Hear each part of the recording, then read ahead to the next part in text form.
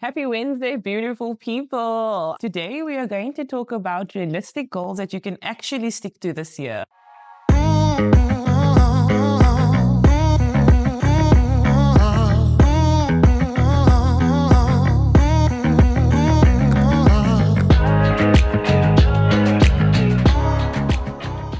Welcome to Giggles and Glutes. I know that the setting looks a bit different today. I am actually in Germany with Zoe at the house. I came to come and surprise her for her birthday because somebody turned 30. This year, we're going to forget about extreme diets, impossible routines, and we want to focus on goals that build confidence, strength, and consistency. So, Donaé, Yes. can you tell us how we are going to do this? How would you suggest we go forth into 2025 with a plan that's going to bring us consistency, strength, and confidence? I think this is a great topic because a lot of people go from 1 year, let's take 2024, for example. Like they did the most, they did all of these things and they tried all of these things. And I feel like 2024, even the years before that, people doing exercise was a very good trial and error. Yeah. But a lot of the time, people don't take it as a trial and error. They do the same thing. It didn't work last year, but now it's a new year. So now I'm going to try the same thing more. Yeah. I'm going to push harder to it, and then it doesn't last as long as they intend for it to. But also the fact that it didn't work is something they should be mindful of, because nothing changes if nothing changes. So if you are wanting to lose weight, I think it's important to maybe start small. Yeah. Focus on the steps in front of you. Do that. Then add on and do those steps. Because a lot of people want to train 5 days a week. 1 hour, wake up at 5 in the morning, Yeah. like crazy things. Great, you can do it for 1-2 weeks until you can't anymore. So I think just being realistic about your goals. Yeah, that's so true. Especially like you said with the 5 o'clock in the morning thing. If you've never actually woke up at 5 o'clock in the morning to train at 5 in the morning, this is crazy to think that this is where I'm going to start, because you've been seeing, oh, this is a good, or you think that this is a good place to start for you. But no, the best place to start is with something small. Yeah. Start with saying, for 5 days in the week, I'm going to walk my 10,000 steps. And after 2 weeks, when comfortable with 10,000 steps, you can start introducing more things and start building on. It's very, very important that you have a strong foundation so that you can go far into 25 and beyond with a good, solid plan. And you don't feel like every time when you take a break that you are starting all from the beginning. So that when you have a good, it's like with a house, when you have a solid foundation, it doesn't matter what modifications you make to the house, the foundation is almost never or hardly ever going to need to be replaced. Yeah. I think it's very important to make sure that you start small with something that's a small win, that's not going to feel overwhelming, and that if you do it, it's amazing and it's like, oh my God, this is so easy to do. I can do this forever. Yeah. And then once that is a part of you, then you can start saying, okay, I've now done the 10,000 steps for the first week for 5 days. Maybe I'm going to do my steps and I'm going to add 20 or 30 minutes of some body weight, some like 10 air squats, 10 incline, Like there's a lot that wall push-ups, something small. So I think it's very important to start with small things that are easy wins. Also important to create the routine for yourself, like you said. I think that this is something that people overlook a lot. This is my day. I'm waking up. I don't really have a plan for my day because I wake up at whatever time. I go to work, spend X amount of time in the office, and then it's after work, I'm going to wing it. Whatever's happening after work is happening. Oh, I'm going to go to the gym. I don't really have a plan, but I'm going to the gym. And I don't really know what I'm going to eat tonight, so I end up eating crap. I don't really know what's happening. Like, it's just create a routine, a structure for yourself to follow so that you know even If you are doing walks, plan it to the time almost. Yeah. I finish work at 5. It's going to take me 15 minutes to drive to wherever I need to be. Yes. To the gym, to the park, to whatever. Then go for your walk. Just create the routine. But I also want to say, while routine is important, it's also important that you are having fun while doing all of this stuff. It shouldn't be like, I am doing this because I must do it. You are doing this, or you should be doing this, because you are wanting better for yourself and better for your life and better out of your quality of life. So when you are deciding to make a big change in 2025 and making fitness a bigger part of your life, make sure that it's fun. Make sure that you are doing something that you enjoy doing. If you don't like walking every day, then don't start by doing 10,000 steps every day. Consider what you love, what you enjoy doing. I know at the gym, you can join classes if that is your thing. If you love being outdoors, you can go hiking, especially in South Africa right now. Hiking is obviously what everyone's doing in summertime. Wherever you are in the world, whatever you are deciding to do, make sure that this is something that you love doing, and it's not something that you are just doing because you need to punish yourself for what happened in December. That's one way of also making sure that you can maintain this thing for a very long time. Yeah. Remaining consistent is something people overlook a lot. People rely on motivation to get themselves to the gym. Like, you have no idea how your day is going to go. Yeah. You have no idea what's going to happen. You could end up staying in the office until 7. There's a saying, if you really wanted to, you will. Well, depending on how much you want this for yourself, how much you are chasing this thing that you are wanting for yourself, basically, and not for justification of anything else. But just to remain consistent, you're not going to feel motivated every day, and you shouldn't rely on that. So yeah, consistency over everything. That's 100% true. And it's important that when going through this journey, that you find some way to be accountable to yourself. It's easy to be like, I'm going to start this fitness journey and I'm just going to do it. But there's no way of kicking yourself in the arse when motivation fails. Yeah. There needs to be a discipline system in place as well that says, example, progress pictures. You can be like, I'm going to take a pic. This is day 1 of my fitness journey. I'm taking a picture of myself today, and I'm only taking the second picture in 90 days time again. Until then, I'm not going to get on a scale. I'm not going to check in. I'm not going to take additional pictures.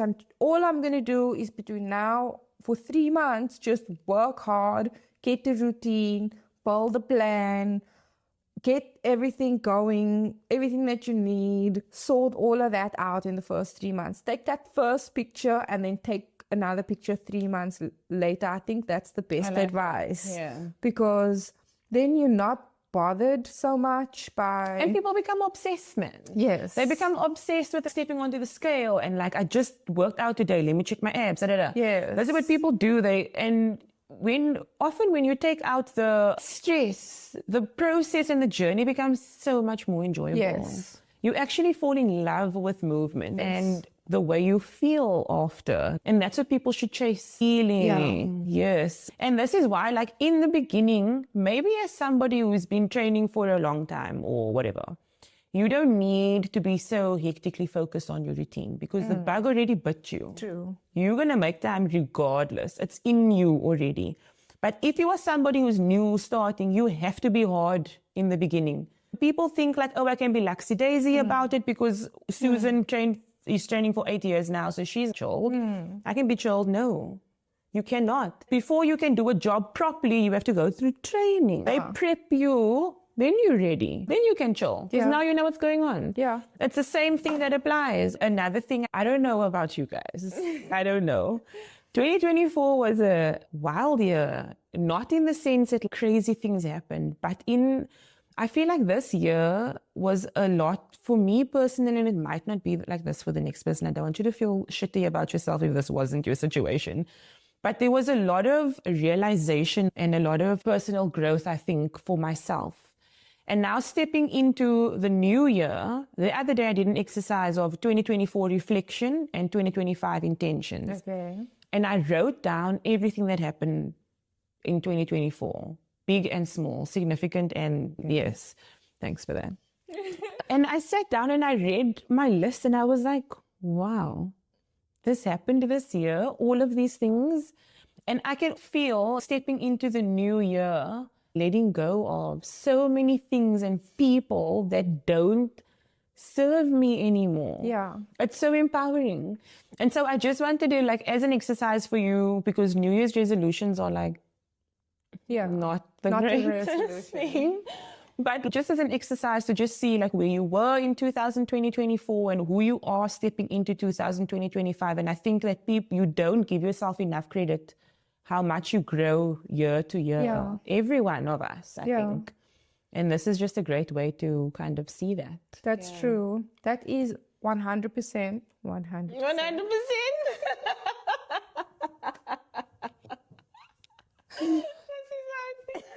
Sorry, guys. Donaé and I have been saying 100% for everything this past 3 days.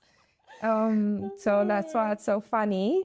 But back to the point, I think that's a great exercise for everybody to do. I didn't think of it like that, and I've never done my resolutions that way. So I will also give it a go and see because you don't really reflect. I use the journal app on the iPhone sometimes, but it's not a consistent thing. That's why I'm so grateful for the book that you bought me, because I really want to start journaling stuff. And if you have prompts or if you have a book that literally asks you questions, provokes you to actually think about what actually happened, and you're not just like writing random stuff down that's not going to have any impact. And there's also stuff you forget. Yes. A lot of the time people forget the hectic stuff they went through in a year. This thing happened, but it wasn't significant. I'm putting it in the back of my mind. Yeah. But when you sit down and you put pen to paper, it's not sitting on your laptop. It's pen to paper, the exercise of writing. Yeah. It's massive. It's just so beautiful. And I honestly think that a lot of the time, this is something that people sadly overlook. Is your mental health and well-being, and how much of a role it's little exercises like this that you can do. And I swear to you, the pivot year, I'm always talking about this book. But I swear to you, I was thinking the other day, what was different this year in my life? Besides the obvious things. Yes. And then I was like, this book actually, I read these pages majority to start my day with intention, where this book reminds me of whatever thing. And subconsciously, after reading that in the morning with my cup of coffee, I apply this to my day without knowing it. Yeah. And that is change. It adds up. And I think people should we live in a world of idiots and assholes. I'm sorry to say it. But the problem is always internal first. If more people took the time to focus on themselves and be better for themselves, the world will be a better place. Yeah. Honestly. Yeah. That is so true. Put pen to paper, reflect on everything before I get really deep about this. So I'm just like... Well, I just think it's a lot, because often we're looking at external things. And this is also how the gym can be a place for you to find yourself, where you challenge yourself so much, your strength, your resilience. And I always tell myself, I'm a bad bitch. I lift heavy weights. Don't mess with me. Yes. I lift heavy weights. And you think you're going to make me crack? I fight myself in the gym on a daily basis. Absolutely no. Yes. People underestimate the mentality that comes with training, movement, and challenging yourself. And the confidence that comes with... not just the confidence in your body and feeling yourself, just the overall confidence in your ability to do stuff and be confident in your mind as well, of like I know this and this is my truth, you know, that really, it's crazy how big of an impact starting the year right with a good mindset can build so much more for you. Yes. Just starting your day right. Small steps. So that's our food for thought for the year 2024 and 2025. It's been a great year. I hope it's been a great year for you too. If it hasn't, it's okay. It's not the end. You get a second chance every day. Yeah. When you open your eyes, there's a second chance at life. This new year is not, oh my word, it's a new year, new me. I also hate that new year, new me. It's new year, same you. It's better you. Better you. We want to end off by saying, remember, progression over perfection. Okay. Always progression over perfection. And we would like you guys to share your fitness goals with us for 2025 in the comments. And this year, we want to hold each other accountable as well. I said to Donaé the other day, she is my person that holds me accountable. She doesn't even know, but some days I'd also have a lazy day, or I would think I was going to have a lazy day. I'll be like, oh, I'm not in the mood to train today. And then because our watches are linked, I see she's working out. I'm like, I need to also get going. And that motivates me. We said in our last point, you must make sure that you have a way to track your progress.